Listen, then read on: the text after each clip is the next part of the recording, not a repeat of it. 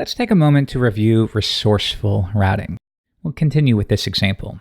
Now, to use a bit of technical jargon, we could say that this represents our resource. So we have a project's resource, or in other words, with these requests and endpoints, the thing to which we are manipulating is projects.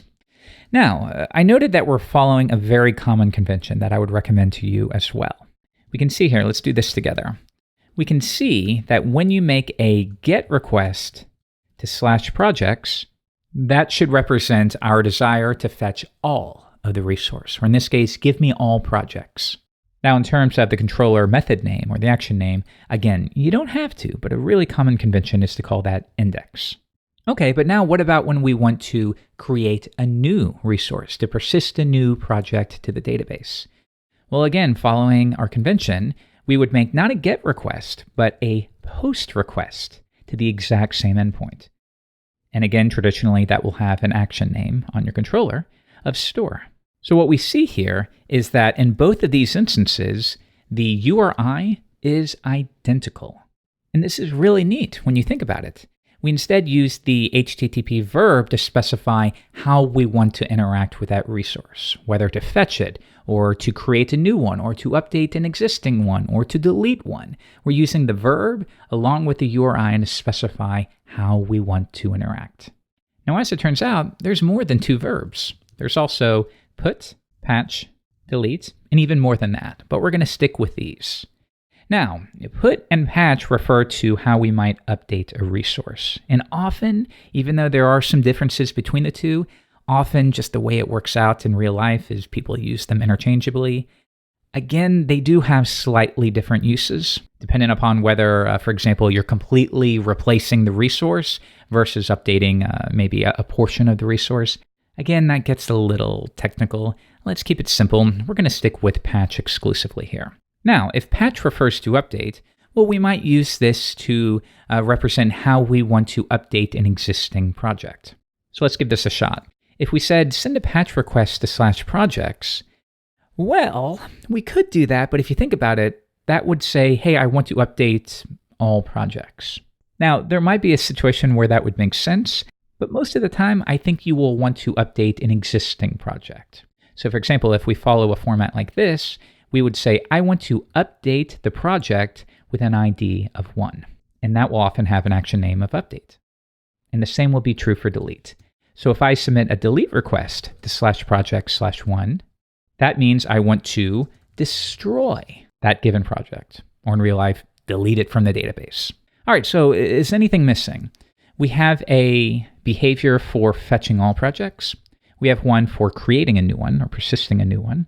We have one for updating an existing project, and then we have one for deleting an existing project. But now, how do things like this factor in? At some point, you need to display a form to the user, right? Whether you are editing a project or creating a new project. Okay, well, those will all, of course, be simple GET requests. Just load a page to display a form. So in that case, we might say project/create. That will hit a controller name of create.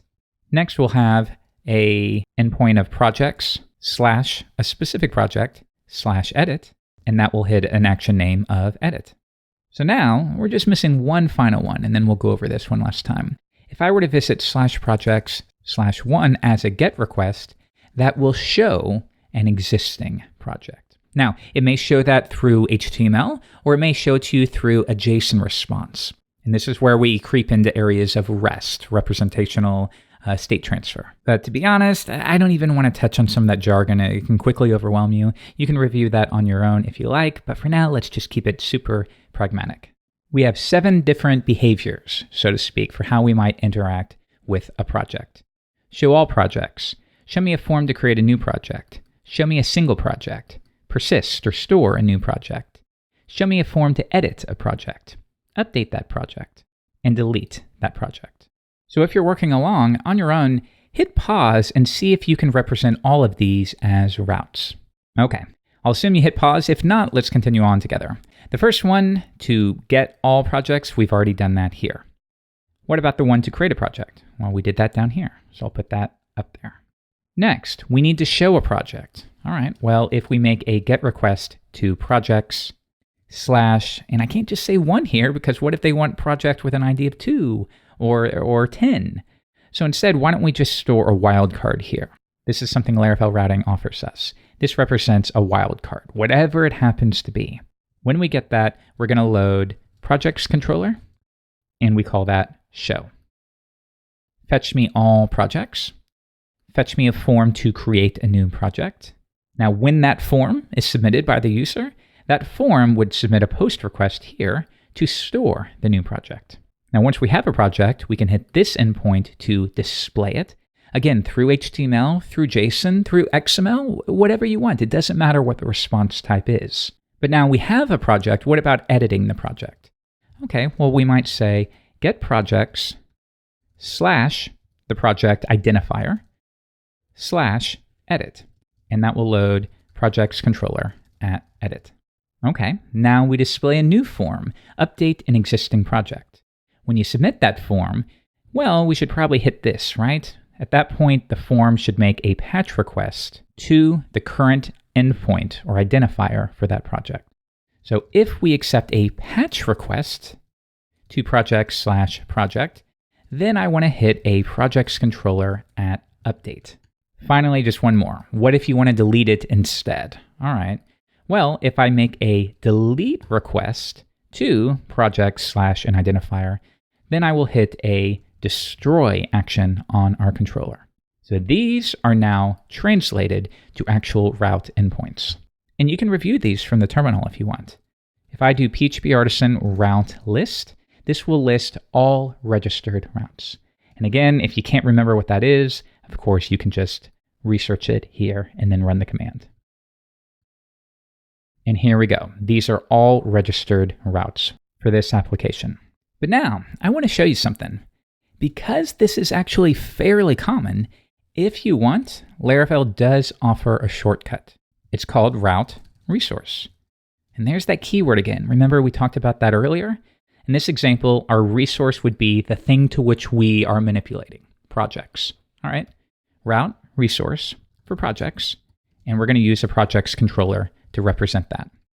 Okay, so let's just see the before and after.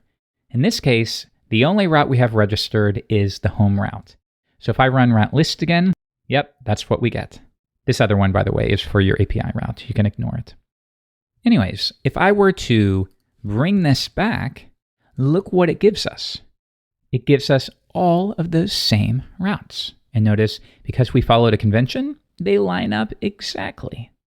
And even further, let's go into app, HTTP, controllers. Here's what we have from the previous episode. So of course, what you would do is you would fill in the blanks. You'd have a show method. You'd have an edit method. I'm going to show you how to do all of these. You'd have an update method, and you would have a destroy method. However, if you want, when you construct a controller, you can also designate that you want to declare it to be a resourceful controller. And the only difference is the generator is going to give you a slightly different bit of boilerplate code. Let's take a look. PHPArtisan help make controller. And here we go. So if I add -r or -- resource, that declares to the generator, hey, I actually want this to be a full resourceful controller class that contains all of the necessary method stubs. Take a look. PHPArtisan make me a controller. Let's just use something like post controller, but I will add -r. Here's what we get. And notice this time you have boilerplate code for all of the various actions, all 7 of them. Index, create, store, show, edit, update, destroy. Make a mental note of this. If this is new to you, write it down, make it available on your desktop so you can keep referring to it. But very, very quickly, this will be embedded in your brain. Try to stick to this convention as much as possible. If you ever find yourself doing things like method, update, post, where you get very, very specific and you fall back to using verbs and actions like that, try to take a step back and think, is there a way I could do this a little bit differently so that I can stick to this common RESTful convention? Now, one quick note. If we run our help commands, you'll see that there's also a model flag.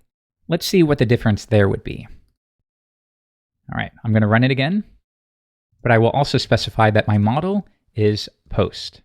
Now, in this case, it's letting you know, hey, there is no post model in your system. I don't know what you want. Okay, let's just generate that.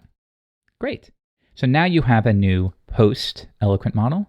And on your post controller, you can see it's already been imported and type hinted where necessary to show a post, to edit a post.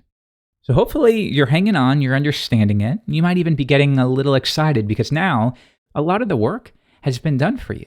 In the past, you always had to think, well, what do I name this endpoint? And this is where often you would see, especially in old PHP projects, you would see URIs like example.com/update post.php, and then another one called delete post, and then another one called show post, right? It's just a big mess. We no longer have to think at all about what we name these endpoints. Instead, we follow a common convention. Okay, so if we visit host controller, I'm going to leave you with a bit of a cliffhanger. Yes, we can generate a controller, we can make it a resourceful controller, and we can specify a model to give us even more. But notice in this case, if I want to show a given post, it type hints the post. So the cliffhanger is this. Wouldn't it be cool if when I use this post variable, without me needing to do a thing, I will instantly have access to that full post model from the database? I don't have to track it down. I don't have to perform a query. Instead, the controller gives it to me instantly. How cool would that be? We'll talk about that, as well as how we can handle form submissions for patch and delete requests, all in the next episode. So stay tuned.